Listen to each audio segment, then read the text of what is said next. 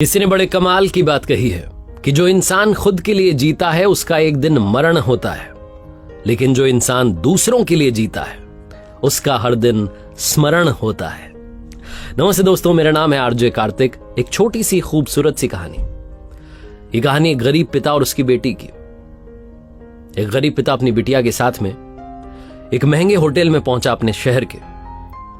फटे पुराने कपड़े उस व्यक्ति ने पहने हुए थे, उसकी बेटी ने स्कूल की ड्रेस पहनी हुई थी। स्कूल से सीधा उसको लेकर के आया था। जब अंदर पहुंचे तो वेटर ने कहा कि सर आप क्या खाना पसंद करेंगे, आपका ऑर्डर बता दीजिए।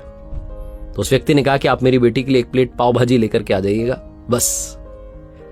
वेटर ने कहा कि सर आप कुछ नहीं लेंगे, आपके लिए कुछ लेकर के आऊं। तो उस गरीब पिता ने कहा कि मेरे लिए कुछ नहीं, आज मेरी बेटी के लिए पार्टी है।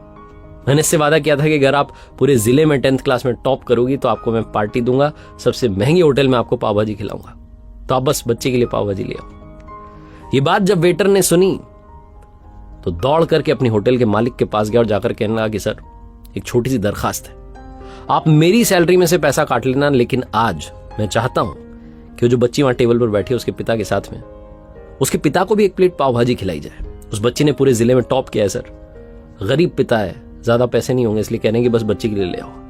तो मैं चाहता हूं कि मेरी तरफ से उन अंकल जी को भी खिलाई जाए।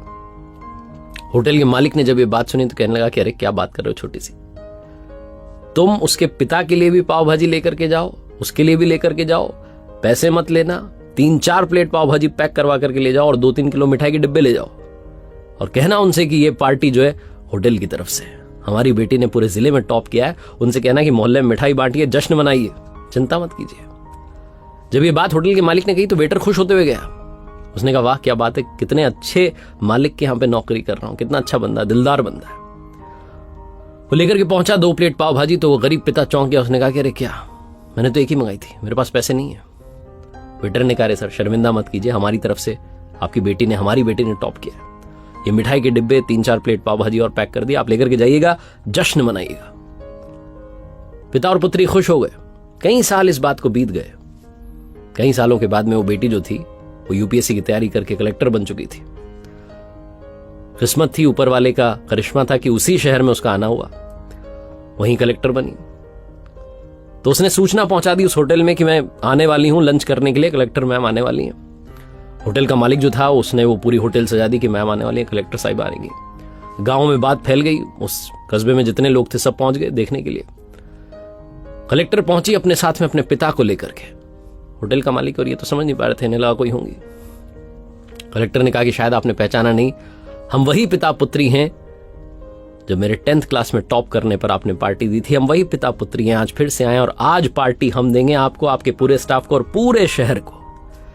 आपने गरीबी का सम्मान किया, आपने उस दिन जो पार्टी दी मुझे बताया कि मुझे कितनी और ऊंचाई तक पहुंचना है, कितनी और बड़ी मंजिल को छूना है।